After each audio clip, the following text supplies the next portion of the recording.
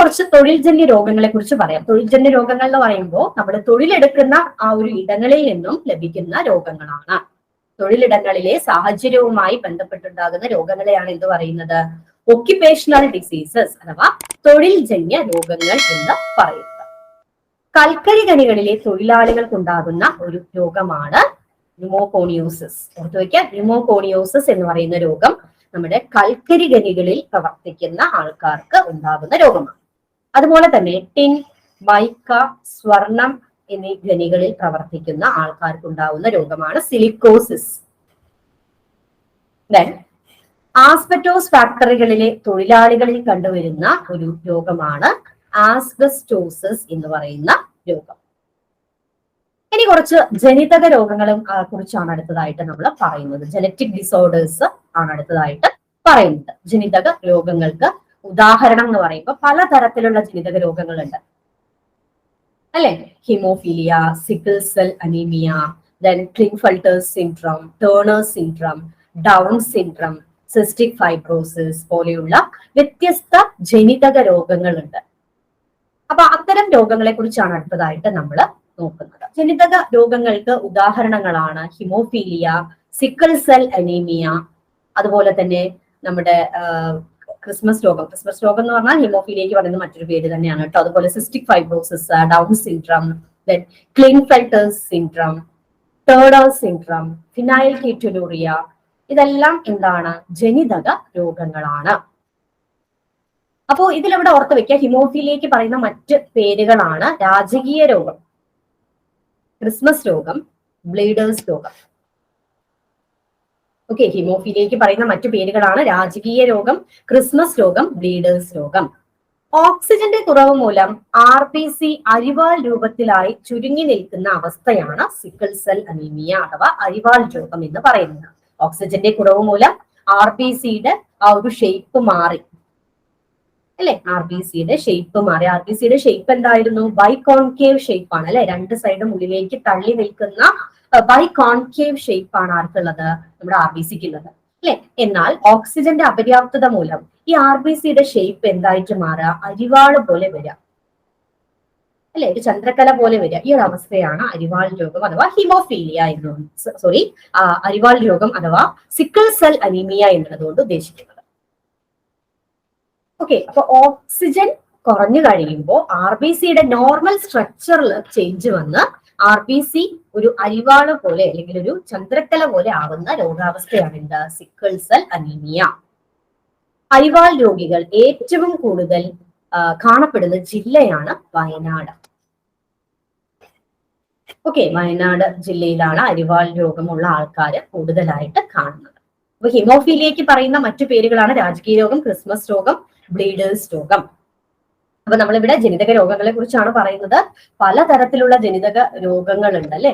ജനിതക രോഗങ്ങളുണ്ട്. അതായത് നമ്മുടെ ക്രോമസോമിന്റെ നമ്പറിൽ വ്യത്യാസം വരിക, അല്ലെങ്കിൽ നമ്മുടെ ക്രോമസോം ഉള്ളതിനേക്കാൾ കൂടുതലായിട്ട് വരിക, അല്ലെങ്കിൽ ക്രോമസോമിന്റെ സ്ട്രക്ചറിൽ മാറ്റം വരിക, നോർമൽ സ്ട്രക്ചറിൽ മാറ്റം വരിക, അല്ലെങ്കിൽ എണ്ണത്തിൽ മാറ്റം വരിക.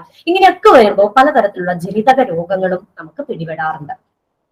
അപ്പൊ അതിനെക്കുറിച്ചാണ് നമ്മളിപ്പം പറഞ്ഞുകൊണ്ടിരിക്കുന്നത്. ജനിതക രോഗങ്ങളുടെ ഉദാഹരണങ്ങൾ നമ്മൾ ഓൾറെഡി പറഞ്ഞു. ദെൻ ഹീമോഫീലിയ എന്ന് പറയുന്നത് ഒരു ജനിതക രോഗമാണ് നമ്മൾ പറഞ്ഞു അല്ലെ? ഹീമോഫീലിയയ്ക്ക് പറയുന്ന മറ്റു പേരുകളാണ് രാജകീയ രോഗം, ക്രിസ്മസ് രോഗം, ബ്ലീഡേഴ്സ് രോഗം. അപ്പൊ സിക്കിൾ സെൽ അനീമിയ എന്ന് പറയുന്നതോ അരിവാൾ രോഗം അല്ലെ?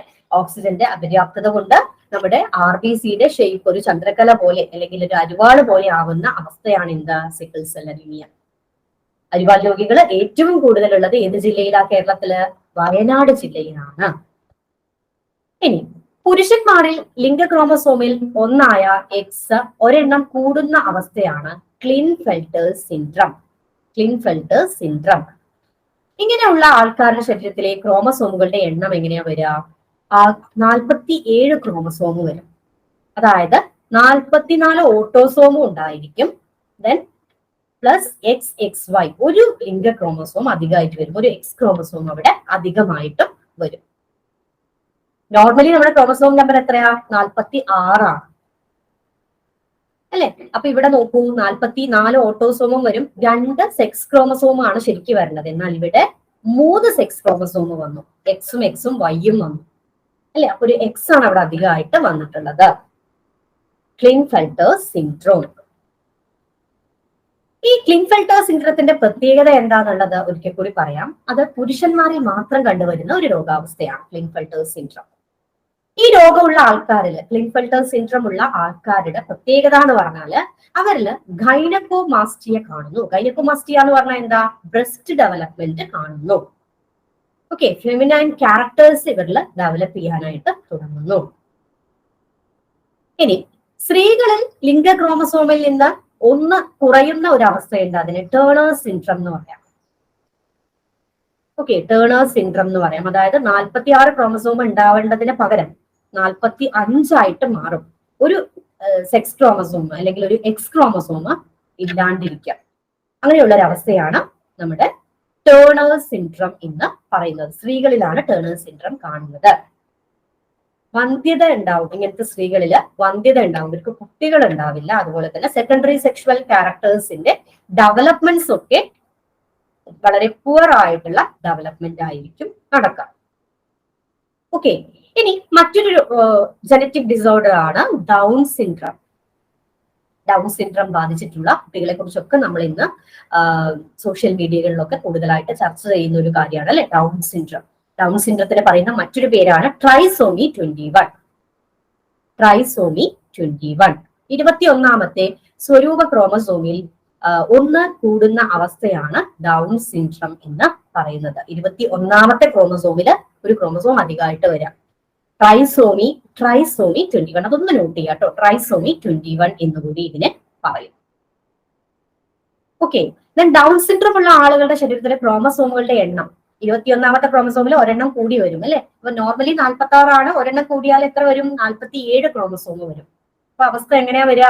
45A+XX എന്ന് വരും സ്ത്രീകളിലാണെങ്കിൽ. പുരുഷന്മാരിലാണെങ്കിലോ 45A+XY എന്ന് വരും. അതിൽ 45 ഓട്ടോസോമുകളാണ്.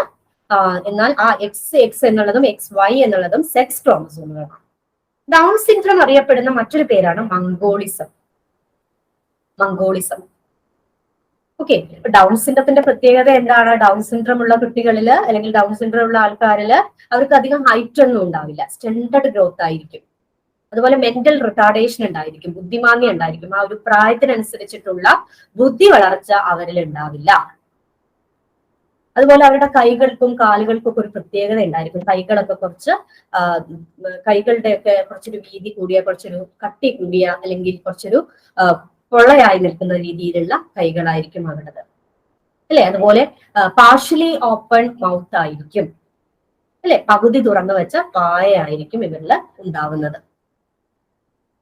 ഓക്കെ, ടങ്ങൊക്കെ, നാവൊക്കെ കുറച്ച് പുറത്തേക്ക് തള്ളി നിൽക്കുന്ന രീതിയിലായിരിക്കും ഇവരിൽ കാണപ്പെടുന്നത്. മംഗോളിസം അഥവാ ട്രൈസോമി 21. ഇതിന് പറയുന്ന മറ്റൊരു പേരാണ് ഡൗൺ സിൻഡ്രം. അപ്പൊ ഓർത്ത് വെക്കുക, ഡൗൺ സിൻഡ്രം എന്ന് പറഞ്ഞാലും മംഗോളിസം എന്ന് പറഞ്ഞാലും ട്രൈസോമി 21 എന്ന് പറഞ്ഞാലും ഒരേ രോഗം തന്നെയാണ്. ഓക്കെ, ശരീരത്തിൽ അയഡോപ്സിൻ അഥവാ ഫോട്ടോപ്സിൻ എന്ന വർണ്ണവസ്തു കുറയുന്നത് മൂലം ഉണ്ടാകുന്ന ജനിതക രോഗമാണ് വർണ്ണാന്തത, കളർ ബ്ലൈൻഡ്നെസ് എന്ന് പറയും. ഈ കളർ ബ്ലൈൻഡ്നെസ് ഉള്ള ആൾക്കാർക്ക് ഒരു പ്രത്യേകത ഉണ്ട്. ഇവർക്ക് പച്ചയും ചുവപ്പും ഡിസ്ക്രിമിനേറ്റ് ചെയ്ത് അറിയാനായിട്ട് സാധിക്കില്ല. പച്ച, ചുവപ്പ് എന്നീ വർണ്ണങ്ങള് ഇവർക്ക് തിരിച്ചറിയാനായിട്ട് സാധിക്കില്ല. ഓക്കെ, വർണ്ണാന്തത കണ്ടെത്തുന്നതിനുള്ള പരിശോധനയാണ് ഇഷിഹാര ടെസ്റ്റ്. ഓർത്ത് വയ്ക്കുക, ഇഷിഹാര ടെസ്റ്റ് എന്തിനുള്ള പരിശോധനയാണ്? വർണ്ണാന്തത അഥവാ കളർ ബ്ലൈൻഡ്നെസ് കണ്ടെത്തുന്നതിനായിട്ടുള്ള പരിശോധനയാണ് ഇഷിഹാര ടെസ്റ്റ്. ഇനി അടുത്തതായി ക്യാൻസറിനെ കുറിച്ച് കുറച്ച് പോയിന്റ്സ് നമുക്ക് നോക്കാം. ക്യാൻസറിനെ കുറിച്ചുള്ള പഠനശാഖയെ ഓങ്കോളജി എന്നാണ് പറയുക. ലോക ക്യാൻസർ ദിനം ഫെബ്രുവരി 4 ക്യാൻസർ ബാധിക്കാത്ത ശരീരഭാഗമാണ് ഹൃദയം. ക്യാൻസർ ബാധിക്കാത്ത ശരീരഭാഗമാണ് ഹൃദയം. ഓക്കെ, ക്യാൻസർ കണ്ടെത്തുവാനുള്ള ടെസ്റ്റ് ആണ് ബയോപ്സി ടെസ്റ്റ്. ബയോപ്സി ടെസ്റ്റ് നടത്തിയിട്ടാണ് ക്യാൻസർ ഉണ്ടോ ഇല്ലയോ എന്നുള്ളത് കണ്ടെത്തുന്നത്. ക്യാൻസറിന് കാരണമാകുന്ന വസ്തുവാണ് കാർസിനോജനുകൾ. അപ്പൊ നമുക്കറിയാം, പലതരത്തിലുള്ള ക്യാൻസറിന് കാരണമായിട്ടുള്ള പലതരത്തിലുള്ള വസ്തുക്കൾ ഇന്ന് വിപണിയിൽ അവൈലബിൾ ആണ്. അതുകൊണ്ട് തന്നെയാണ് ഇതൊക്കെ വാങ്ങി കഴിക്കുന്നത് കൊണ്ടും ഒക്കെയാണ് ഇപ്പോ ക്യാൻസർ രോഗികളുടെ എണ്ണം വർദ്ധിക്കുന്നത് അല്ലെ. അപ്പൊ ക്യാൻസർ രോഗത്തിന് കാരണമായിട്ടുള്ള പല വസ്തുക്കളും ഉണ്ട് അല്ലെ. ഫിസിക്കൽ ഏജൻസും അതുപോലെ തന്നെ പല കെമിക്കൽ ഏജൻസും എല്ലാം ഉണ്ട്. ഇതിനെ എന്ത് പറയാം? കാർസിനോജനുകൾ എന്ന് പറയാം. ഇപ്പൊ നമ്മുടെ മധുരത്തിന് പകരം ഉപയോഗിക്കുന്ന ചില വസ്തുക്കളുണ്ട് അല്ലെ? ഡൾസിൻ പോലെയുള്ള ചില മധുരം കൂട്ടുന്ന ചില വസ്തുക്കളുണ്ട്, ഷുഗറിന് പകരം ഉപയോഗിക്കുന്നവയാണ് അല്ലെ. നമ്മുടെ സാധാരണ പഞ്ചസാര എന്ന് പറയുമ്പോൾ കുറച്ച് വില കൂടിയതാണ്. അപ്പൊ ഇതിന് പകരം പല കെമിക്കൽസും ഉപയോഗിക്കുന്നുണ്ട് മിഠായിയുടെ ഉൽപാദനത്തിലും ബേക്കറികളിലും അതുപോലെ തന്നെ ഐസ്ക്രീമുകളിലും ഒക്കെ ആയിട്ട് ഡൾസിൻ പോലെയുള്ള കെമിക്കൽ വസ്തുക്കൾ ഉപയോഗിക്കുന്നുണ്ട്. ഇത് അളവിൽ കൂടുതലായി കഴിയുമ്പോൾ എന്തായിട്ട് മാറും? കാർസിനോജനായിട്ട് മാറും. ക്യാൻസർ ഉണ്ടാക്കുന്ന കാർസിനോജനായിട്ട് മാറും. അപ്പൊ അതുകൊണ്ടാണ് നമ്മുടെ കുട്ടികൾക്കൊക്കെ കൂടുതലായിട്ട് ഇപ്പം ഈ ഒരു ക്യാൻസർ എന്ന് പറയുന്ന രോഗം കണ്ടുവരുന്നത്. ഇനി അതുപോലെ തന്നെ നമ്മുടെ ലെയ്സിലൊക്കെ ബിസ്ഫിനോൾ എ എന്ന് പറയുന്ന ഒരു നമ്മുടെ പ്ലാസ്റ്റിക്കിനെ കുറച്ച് കട്ടിയാക്കാനായിട്ടുള്ള ബിസ്ഫിനോൾ എ അതിൽ പ്രസന്റ് ആണ്. നമ്മുടെ പ്ലാസ്റ്റിക്കിനെ ശരിക്കും കട്ടിയാക്കാനായിട്ട് ഉപയോഗിക്കുന്ന ഒരു കെമിക്കലാണിത്. ഇതൊക്കെ ഈ ലെയ്സിലൊക്കെ യൂസ് ചെയ്യുന്നുണ്ട്. ഓക്കെ, ഇതൊക്കെ നമ്മുടെ കുട്ടികൾ വാങ്ങി കഴിക്കുന്നുണ്ട്, നമുക്കറിയാം അല്ലെ. അപ്പൊ ഇതെല്ലാം ക്യാൻസറിന് കാരണമാകുന്നുണ്ട്. ഇനി അതുപോലെ തന്നെ നമ്മള് പൊതുവെ കഴിക്കുന്ന ഒരു ഫുഡാണല്ലേ, പല ആൾക്കാരും കഴിക്കുന്ന ഒരു ഫുഡാണ് പൊറാട്ട എന്ന് പറയുന്നത്. അപ്പം നമുക്കറിയാം മൈദ കൊണ്ടാണല്ലോ ഈ പൊറാട്ട ഉണ്ടാക്കുന്നത് അല്ലെ. അപ്പൊ ഇതിന്റെ കളർ കൊടുക്കാനായിട്ട്, മൈദയുടെ ശരിക്കുള്ള കളർ എന്ന് പറഞ്ഞാൽ കുറച്ചൊരു യെല്ലോയിഷ് ആയിട്ടുള്ള കളറാണ്. അപ്പൊ അതിനൊരു വൈറ്റ് കളർ ആക്കുന്നതിനായിട്ട് യൂസ് ചെയ്യുന്ന കെമിക്കൽ സബ്സ്റ്റൻസുകൾ ഇതിന് കാരണമാവുന്നുണ്ട്, കാർസിനോജനിക് ആവുന്നുണ്ട്, അല്ലെങ്കിൽ ക്യാൻസറിന് കാരണമാകുന്നുണ്ട്. അപ്പോൾ ഈ ഒരു പൊറോട്ടയൊക്കെ കൂടുതലായിട്ട് കഴിക്കുന്ന ആൾക്കാരില് ക്യാൻസർ ഉണ്ടാവാനുള്ള സാധ്യത കൂടുതലാണ്. ഓക്കെ, അപ്പൊ ഉദര സംബന്ധമായ ക്യാൻസറുകളൊക്കെയാണ് ഇവരിൽ. ചെറുകുടലിന്റെ ഒക്കെയാണ് സീക്കം, കോളോൺ, റെക്ടം അല്ലെ, ഈ ഭാഗങ്ങളിലൊക്കെയുള്ള ക്യാൻസറുകളിലൊക്കെ അല്ലെങ്കിൽ നമ്മുടെ ചെറുകുടലിനെയാണ് പ്രധാനമായിട്ടും ഈ ഒരു ക്യാൻസർ, ഉദര സംബന്ധമായിട്ടുള്ള ക്യാൻസർ ബാധിക്കുന്നത്. ഓക്കെ, അപ്പൊ നമുക്കറിയാം ഭക്ഷണത്തിലൂടെ എത്തുന്ന ക്യാൻസർ ആയിരിക്കുമല്ലോ ഈ ഒരു ഉദര സംബന്ധമായിട്ടുള്ള ക്യാൻസറിനെ ബാധിക്കുന്നത്. നമ്മുടെ മലപ്പുറം ജില്ലയിലൊക്കെ ഏറ്റവും കൂടുതൽ ക്യാൻസർ പേഷ്യൻസ് റിപ്പോർട്ട് ചെയ്യുന്നത് ഈ ഒരു ഉദര സംബന്ധമായിട്ടുള്ള പ്രശ്നങ്ങളുള്ള ക്യാൻസർ പേഷ്യൻസ് ആണ്. ഓക്കെ, അപ്പൊ ഇതിന്റെ പ്രധാന കാരണം എന്ന് പറഞ്ഞിട്ടുണ്ടെങ്കിൽ എന്താണ്? കഴിക്കുന്ന ഭക്ഷണത്തിൽ വരുന്ന പ്രശ്നം തന്നെയാണ്. ഓക്കെ, അപ്പൊ നമ്മൾ പറഞ്ഞു ഇതില് നമ്മുടെ കുടലിനെയാണ് പ്രധാനമായിട്ടും ഈ ഒരു കോളോൺ ക്യാൻസർ ഒക്കെയാണ് കൂടുതലായിട്ട് റിപ്പോർട്ട് ചെയ്യുന്നത്. Caecum, colon, rectum. കോളോൺ എന്ന് പറയുമ്പോൾ നമ്മുടെ ഏതിന്റെ ഭാഗമാണ്? വൻകുടലിന്റെ ഭാഗമാണ് കേട്ടോ. അപ്പൊ ചെറുകുടൽ എന്ന് പറയുമ്പോൾ അതിന് 3 ഭാഗങ്ങളുണ്ട്: ഡിയോഡിനം, ജെജുനം, ഇലിയം അല്ലെ.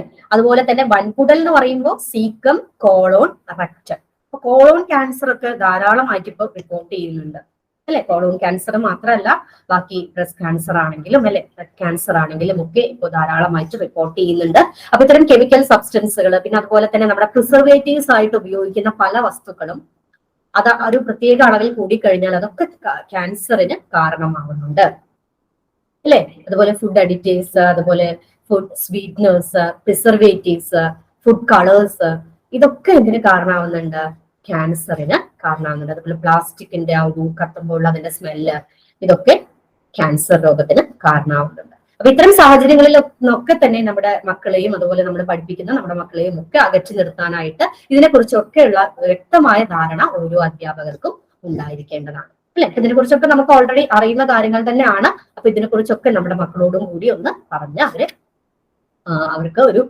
ബോധവൽക്കരണം നൽകുക എന്നുള്ള കാര്യം കൂടി നമ്മൾ ചെയ്യേണ്ടതുണ്ട് അല്ലെ. ടീച്ചേഴ്സ് എന്നുള്ള രീതിയിൽ നമ്മൾ അവരെ കൂടി എന്ത് ചെയ്യണം? അറിയാത്ത കുട്ടികൾക്ക് ഇത്തരം കാര്യങ്ങളൊക്കെ പറഞ്ഞു കൊടുത്ത്. ഇപ്പൊ നമുക്കറിയാം നമ്മുടെ സ്കൂളുകളിൽ, പല സ്കൂളുകളിലും ചെറിയ ക്ലാസ്സുകളിലല്ല, ഒരു ഹയർ സെക്കൻഡറി ലെവലിലേക്കൊക്കെ എത്തുമ്പോഴേക്കും പല കുട്ടികളും എന്ത് ചെയ്യാറില്ല? ഫുഡൊന്നും കൊണ്ടുവരാറില്ല. ഉച്ചയ്ക്ക് ഇവരുടെ പ്രധാന ഭക്ഷണം എന്ന് പറയുന്നത് ഇത്തരത്തിലുള്ള പലതരത്തിലുള്ള ജങ്ക് ഫുഡ്സോ അല്ലെങ്കിൽ പൊറോട്ട പോലെയുള്ള ഭക്ഷണങ്ങളൊക്കെ ആയിരിക്കും. അപ്പൊ ഇങ്ങനെയുള്ള കുട്ടികളെയൊക്കെ അതിൽ നിന്നും പിന്തിരിപ്പിക്കുക എന്നുള്ള ഒരു കാര്യം കൂടി നമ്മൾ അധ്യാപകര് ചെയ്യേണ്ടതുണ്ട്. ഓക്കെ, അപ്പൊ നമ്മളിവിടെ പറഞ്ഞു കാർസിനോജൻസ് എന്ന് പറയുമ്പോൾ ക്യാൻസർ ഉണ്ടാക്കുന്ന വസ്തുക്കളാണ്. ക്യാൻസറിന് കാരണമാകുന്ന വൈറസ് ആണ് ഓങ്കോ വൈറസ് എന്ന് പറയുന്നത്. ഓക്കെ, അപ്പൊ ക്യാൻസർ രോഗം ചില ഫിസിക്കൽ ഫാക്ടേഴ്സ് കൊണ്ടും ചില കെമിക്കൽ ഫാക്ടേഴ്സ് കൊണ്ടും ചില ബയോളജിക്കൽ ഫാക്ടേഴ്സ് കൊണ്ടും ക്യാൻസർ രോഗം ഉണ്ടാവുന്നുണ്ട്. ഫിസിക്കൽ ഫാക്ടേഴ്സ് എന്ന് പറയുമ്പോൾ എന്താ? പലതരത്തിലുള്ള റേഡിയേഷൻസ് ആണ് ഇതിൽ വരിക അല്ലെ. പലതരത്തിലുള്ള റേഡിയേഷൻസ് ആണ്, UV rays, X rays, beta rays പോലെയുള്ള റേഡിയേഷൻസ് ആണ് ഇതിൽ വരിക. ഓക്കെ, ദെൻ കെമിക്കൽ ഫാക്ടേഴ്സ് എന്ന് പറഞ്ഞാൽ നമുക്കറിയാം പല കെമിക്കൽ സബ്സ്റ്റൻസുകളാണ് അതിൽ വരിക, രാസവസ്തുക്കളാണ് വരിക. ബയോളജിക്കൽ ഫാക്ടേഴ്സ് എന്ന് പറയുമ്പോൾ വൈറസ് പോലെയുള്ള ബയോളജിക്കൽ ഫാക്ടേഴ്സ് ആണ് ഇതിൽ വരുന്നത്. അപ്പോൾ ക്യാൻസർ ഉണ്ടാക്കുന്ന ഒരു വൈറസ് ആണ് ഓങ്കോ വൈറസ് എന്ന് പറയുന്നത്. Okay, onco virus. അപ്പൊ ഓങ്കോ എന്നുള്ള ടേം എവിടെ കേട്ടാലും ഓർക്കുക, അത് ക്യാൻസറിനെയാണ് സൂചിപ്പിക്കുന്നത്. Then, ഇനി പറയുന്നത് ചില രോഗങ്ങളും അവയുടെ അപരനാമങ്ങളുമാണ്. രോഗങ്ങളുടെ രാജാവ് നമ്മൾ പറഞ്ഞു ഏതാണ്? ക്ഷയരോഗമാണ്. ദെൻ ബ്രേക്ക് ബോൺ ഫീവർ എന്നറിയപ്പെടുന്നത് ഡെങ്കിപ്പനിയാണ്. അമേരിക്കൻ പ്ലാഗ് എന്നറിയപ്പെടുന്നത് യെല്ലോ ഫീവർ ആണ്. കില്ലർ ന്യൂമോണിയ സാർസ് രോഗമാണ്. August fever influenza. Hydrophobia rabies ആണ്. പറങ്കിപ്പുണ്ണ് സിഫിലിസ് ആണ്. അപ്പൊ ഈ രോഗങ്ങളുടെ പേരും അതിന്റെ അപരനാമങ്ങളും കൂടി ഒന്ന് കറക്റ്റ് ആയിട്ട് പഠിച്ചു വെക്കാം. Then typhoid, enteric fever, German measles, rubella, Madras I അഥവാ ചെങ്കണ്ണ്, കൺജക്ടിവൈറ്റിസ് എന്ന് പറയും. ഓക്കെ, ചെങ്കണ്ണ് രോഗം. നമ്മുടെ കണ്ണൊക്കെ ചുവന്ന് വരുന്ന, അല്ലെങ്കിൽ കണ്ണ് ശരിക്കും വല്ലാണ്ട് ചുവന്ന് വളരെ പെയിൻഫുൾ ആയിട്ട് ഉള്ള, അല്ലെങ്കിൽ നല്ല ചൊറിച്ചിലായിരിക്കും. ആദ്യം ചൊറിച്ചിലൊക്കെ അനുഭവപ്പെടും, പിന്നെ അത് വേദനയിലേക്ക് മാറും അല്ലെ. പിന്നെ കണ്ണിൽ നിന്നൊക്കെ നല്ലോണം വെള്ളം വരും. രാവിലെ എണീക്കുമ്പോൾ കണ്ണൊക്കെ തുറക്കാൻ പറ്റാത്തൊരു അവസ്ഥ അല്ലെ, ചെങ്കണ്ണ്. ദെൻ ചതുപ്പ് രോഗം, മലമ്പനി. നാവികരുടെ plague, scurvy. Then rat fever എന്നറിയപ്പെടുന്നത് അഥവാ ലെപ്റ്റോസ്പോറോസിസ് എന്നറിയപ്പെടുന്നത് നമ്മുടെ എലിപ്പനി, റാറ്റ് ഫീവർ ആണ്. ഓക്കെ, എലിഫന്റാസിസ് എന്ന് പറയുന്നത് മന്ദരോഗമാണ്. എന്തുകൊണ്ടാണ് അങ്ങനെ പറയുന്നതെന്നൊക്കെ ഉള്ള കാര്യം നമ്മൾ ഓൾറെഡി പറഞ്ഞതാണ്. ഫൈലാരിയാസിസ് മന്ദരോഗമാണ്. ദെൻ നാസോഫെരിഞ്ചൈറ്റിസ് എന്ന് പറഞ്ഞാൽ എന്താ? നാസോ എന്ന് പറഞ്ഞാൽ നമ്മുടെ നേസൽ ക്യാവിറ്റി, അല്ലെങ്കിൽ നമ്മുടെ മൂക്കുമായിട്ട് ബന്ധമുള്ളതാണ് അല്ലെ. അപ്പൊ അങ്ങനെ ഓർത്ത് വെക്കുക. നാസോഫെരിഞ്ചൈറ്റിസ് എന്നറിയപ്പെടുന്നത് നമ്മുടെ ജലദോഷമാണ്. ജലദോഷം ഉണ്ടാക്കുന്ന വൈറസ് ഏതായിരുന്നു? റൈനോ വൈറസ് ആണ് അല്ലെ. ദെൻ പൈറോസിസ്, നെഞ്ചരിച്ചിലാണ്. ദെൻ ബൊവൈൻ സ്പോഞ്ചിഫോം എൻസെഫലോപ്പതി, ഭ്രാന്തിപ്പശു രോഗമാണ്. മാഡ് കൗ ഡിസീസ് എന്ന് അറിയപ്പെടും. ഓക്കെ, ദെൻ ക്രൂഡ്സ്ഫെൽഡ് ജേക്കബ് രോഗം, ഭ്രാന്തിപ്പശു രോഗം തന്നെയാണ്. Mad cow disease. Then blue death രോഗം, വിഷുച്ചിക്ക അല്ലെങ്കിൽ ബ്ലൂ ഡെത്ത് രോഗം എന്നറിയപ്പെടുന്നത് കോളറ. ഓക്കെ, സന്നിവാത ജ്വരം എന്നറിയപ്പെടുന്നത് ടൈഫോയിഡ് ആണ്. കറുത്ത മരണം പ്ലാഗ് ആണ്. ദെൻ ഹാൻസൻസ് രോഗം കുഷ്ഠരോഗമാണ്. നാൽക്കാലി രോഗം ആന്ത്രാക്സ് ആണ്. കർഷകരുടെ രോഗം അഥവാ വീൽസ് രോഗം അല്ലെങ്കിൽ 7 ഡേ ഫീവർ എന്നൊക്കെ അറിയപ്പെടുന്നത് എലിപ്പനിയാണ്. അപ്പൊ എലിപ്പനിക്ക് പറയുന്ന മറ്റു പേരുകൾ ഓർത്ത് വെക്കുക. കർഷകരുടെ രോഗം, വെയിൽസ് രോഗം, 7 ഡേ ഫീവർ. ഈ പേരുകളിലെല്ലാം തന്നെ അറിയപ്പെടുന്നത് എന്താണ്? എലിപ്പനിയാണ്. Okay, then pertussis, whooping cough എന്നറിയപ്പെടുന്നത് വില്ലൻ ചുമ. ദെൻ ലോബ് ചാഡിസിസ് എന്നറിയപ്പെടുന്നത് ടെറ്റനസ് രോഗമാണ്. വൈറ്റ് പ്ലാഗ് എന്നറിയപ്പെടുന്നത് ക്ഷയരോഗമാണ്. ദെൻ സ്ലിം ഡിസീസ് എന്നറിയപ്പെടുന്നത് എയ്ഡ്സ് രോഗമാണ്. പൂച്ചനൃത്തം, മർജാര നൃത്തരോഗം എന്നറിയപ്പെടുന്നത് മീനാമാത ഡിസീസ് ആണ്. ദെൻ നിശബ്ദ കാഴ്ചാപഹാരൻ എന്നറിയപ്പെടുന്നത് ഗ്ലൂക്കോമ രോഗമാണ്. ഇനി ചില പ്രധാന ദിവസങ്ങളെ കുറിച്ചാണ് പറയുന്നത്. ലോക പുകയില വിരുദ്ധ ദിനമാണ് മെയ് 31. ലോക ക്ഷീരദിനം ജൂൺ 1. ലോക രക്തദാന ദിനം ജൂൺ 14. ലോക ഹൃദയ ദിനം സെപ്റ്റംബർ 29. ദേശീയ രക്തദാന ദിനം ഒക്ടോബർ 1. ലോക മാനസികാരോഗ്യ ദിനം ഒക്ടോബർ 10. ഓക്കെ, ഇനി കുഷ്ഠരോഗ നിവാരണ ദിനമായി ആചരിക്കുന്നത് ജനുവരി 30 ക്യാൻസർ ദിനം ഫെബ്രുവരി 4. ക്ഷയരോഗ ദിനം മാർച്ച് 24. ഓട്ടിസ ദിനം ഏപ്രിൽ 2. പാർക്കിൻസൺസ് ദിനം ഏപ്രിൽ 11. ഹിമോഫീലിയ ദിനം ഏപ്രിൽ 17. ലോക കാലാവസ്ഥാ ദിനം മാർച്ച് 23. ലോകാരോഗ്യ ദിനം ഏപ്രിൽ 7. ഓക്കെ, അപ്പൊ ഇത്രയും കാര്യങ്ങൾ ഒന്ന് ഈ ദിവസങ്ങളെ കുറിച്ച് ഒന്ന് പ്രധാനമായിട്ട് കുറച്ച് ദിവസങ്ങൾ ഇവിടെ കൊടുത്തിട്ടുണ്ട്. ഇതിനെ കുറിച്ചൊന്ന് പ്രത്യേകം നോട്ട് ചെയ്യാം. ഓക്കെ, ഇനി രോഗങ്ങളും ബാധിക്കുന്ന ശരീരഭാഗങ്ങളെ കുറിച്ചുമാണ് അടുത്തതായിട്ട് പറയുന്നത്. ഓരോ രോഗങ്ങളും ബാധിക്കുന്നത് ഏത് അവയവങ്ങളെ കുറിച്ചുമാണ് എന്നുള്ള കാര്യമാണ് നമ്മൾ അടുത്തതായിട്ട് നോക്കുന്നത്. മെനിഞ്ചൈറ്റിസ് നമ്മുടെ തലച്ചോറിനെ അല്ലെങ്കിൽ നമ്മുടെ നാഡീവ്യവസ്ഥയെ ബാധിക്കുന്ന രോഗമാണ് മെനിഞ്ചൈറ്റിസ്. അപസ്മാരം, പേവിഷബാധ, അൽഷിമേഴ്സ്, പാർക്കിൻസൺ, പോളിയോ മൈലിറ്റിസ്, ഈ രോഗമൊക്കെ നമ്മുടെ നാഡീവ്യവസ്ഥയെ ബാധിക്കുന്ന രോഗമാണ്. എയ്ഡ്സ് രോഗം നമ്മൾ ഓൾറെഡി പറഞ്ഞു, രോഗപ്രതിരോധ സംവിധാനത്തെയാണ് എയ്ഡ്സ് രോഗം ബാധിക്കുന്നത്.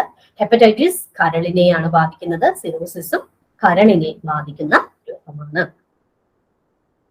ഓക്കെ, ദെൻ സോറിയാസിസ് നമ്മുടെ സ്കിന്നിനെ ബാധിക്കുന്ന രോഗം, ത്വക്കിനെ ബാധിക്കുന്ന രോഗമാണ്. മുണ്ടിനീര് കരോട്ടിഡ് ഗ്രന്ഥികളെ, അല്ലെ, മുണ്ടിനീരുള്ള ആൾക്കാർക്ക് ഇവിടെ എങ്ങനെ വീങ്ങി വരും, അല്ലെ, മുങ്ങിനീർ ഗ്രന്ഥികളെ അല്ലെങ്കിൽ കരോട്ടിഡ് ഗ്ലാൻസിനെയാണ് പ്രധാനമായിട്ടും ബാധിക്കുന്നത്. മലേറിയ നമ്മുടെ പ്ലീഹ അഥവാ സ്പ്ലീനിനെയാണ് ബാധിക്കുന്നത്. ദെൻ ഹണ്ടിങ്ടൺ ഡിസീസ് കേന്ദ്ര നാഡീവ്യവസ്ഥയെ ബാധിക്കുന്നു. പാരാലിസിസ് നാഡീവ്യവസ്ഥയെ ബാധിക്കുന്നു. ദെൻ ടോൺസിലൈറ്റിസ് ടോൺസിൽ ഗ്രന്ഥിയെ ബാധിക്കുന്ന രോഗമാണ്. ഗോയിറ്റ് തൈറോയിഡ് ഗ്രന്ഥിയെയാണ് ബാധിക്കുന്നത്. ഡിഫ്തീരിയ തൊണ്ടയെ ബാധിക്കുന്നു, അല്ലെ, തൊണ്ടമുള്ള എന്നാണ് ഡിഫ്തീരിയയ്ക്ക് പറയാം. അപ്പൊ തന്നെ അറിയാം തൊണ്ടയാണ് ബാധിക്കുന്നത്. സാസ് രോഗം ശ്വാസകോശത്തെ ബാധിക്കുന്നു. ബ്രോങ്കൈറ്റിസ്, അതുപോലെ തന്നെ സിലിക്കോസിസ്, ക്ഷയം, COVID-19 ഇതെല്ലാം ശ്വാസകോശത്തെ ബാധിക്കുന്ന രോഗങ്ങളാണ്. ടൈഫോയിഡ് നമ്മുടെ കുടലിനെയാണ് ബാധിക്കുന്നത്. എക്സിമ, മെലനോമ ഈ രണ്ട് രോഗവും ത്വക്കിനെയാണ് ബാധിക്കുന്നത്. പയോറിയ എന്ന് പറയുന്ന രോഗം നമ്മുടെ മോണയെയാണ് ബാധിക്കുന്നത്. കുഷ്ഠരോഗം നമ്മുടെ നാഡി വ്യവസ്ഥയെയാണ് ബാധിക്കുന്നത്. ദെൻ ജിഞ്ചിവൈറ്റിസ് എന്ന് പറയുന്ന രോഗം മോണയെ ബാധിക്കുന്ന മറ്റൊരു രോഗമാണ്. അപ്പൊ ഓരോ രോഗങ്ങളും ബാധിക്കുന്നത് ഏത് അവയവങ്ങളെ കുറിച്ചാണ് എന്നുള്ള കാര്യം പ്രത്യേകം പഠിക്കാം. ഇനി ഇവിടെ പറയുന്നത് ഷഡ്പദങ്ങൾ പരത്തുന്ന രോഗങ്ങളെ കുറിച്ചാണ്. മന്ദരോഗം പരത്തുന്നത്, അല്ലെ, പരത്തുന്നതാണ് കേട്ടോ, ഓർത്ത് വെക്കുക. രോഗം ഉണ്ടാക്കുന്നതല്ല, ഒരാളിൽ നിന്നും ഈ രോഗം മറ്റൊരാളിലേക്ക് എത്തിക്കുന്നത്, അതായത് വെക്ടേഴ്സ്, അല്ലെ. മന്ദരോഗം ക്യൂലെക്സ് പെൺകൊതുകുകളാണ് മന്ദരോഗം പരത്തുന്നത്. മലേറിയ പരത്തുന്നത് അനോഫിലിസ് പെൺകൊതുകുകളാണ്. ഡെങ്കിപ്പനി പരത്തുന്നത് ഈഡിസ് ഈജിപ്റ്റി കൊതുകുകളാണ്. മഞ്ഞപ്പനി പടർത്തുന്നത് ഈഡിസ് ഈജിപ്റ്റി കൊതുകുകളാണ്. ജപ്പാൻ ജ്വരം, അതുപോലെ തന്നെ ജപ്പാൻ ജ്വരം നമുക്കറിയാം, അത് കൊതുകുകൾ തന്നെയാണ് പരത്തുന്നത്. ചിക്കൻ ഗുനിയ ഏഡിസ് ഈജിപ്റ്റി കൊതുകുകളാണ് പരത്തുന്നത്. പ്ലാഗ് എലിച്ചെള്ള്, പ്രത്യേകം ഓർത്ത് വയ്ക്കുക, പ്ലാഗ് രോഗം പരത്തുന്നത് എലിച്ചെള്ളാണ്. ടൈഫസ് രോഗം പേനും ചെള്ളും പരത്താറുണ്ട്. ദെൻ കാലാസാർ എന്ന് പറയുന്ന രോഗം സാൻഫ്ലൈ ആണ് പരത്തുന്നത്. സ്ലീപ്പിംഗ് സിക്നസ് ഫ്ലൈ ആണ് സ്ലീപ്പിംഗ് സിക്നസിന് കാരണമാകുന്നത്. ഓക്കെ, അപ്പൊ ഇത്രയും കാര്യങ്ങളാണ് നമുക്ക് ഈ ഒരു ഡിസീസ് എന്നുള്ള ടോപ്പിക്കിൽ നമുക്ക് പഠിക്കാനുള്ളത്. അപ്പോൾ ഇന്നത്തെ ഈ ഒരു ക്ലാസ് നിങ്ങൾക്ക് യൂസ്ഫുൾ ആയി എന്ന് വിചാരിക്കുന്നു. ഈ ഒരു ക്ലാസ് ഇവിടെ വൈൻഡ് അപ്പ് ചെയ്യുന്നു. മറ്റൊരു വീഡിയോ ക്ലാസ്സുമായി നമുക്ക് ഉടൻ തന്നെ കാണാം. Thank you.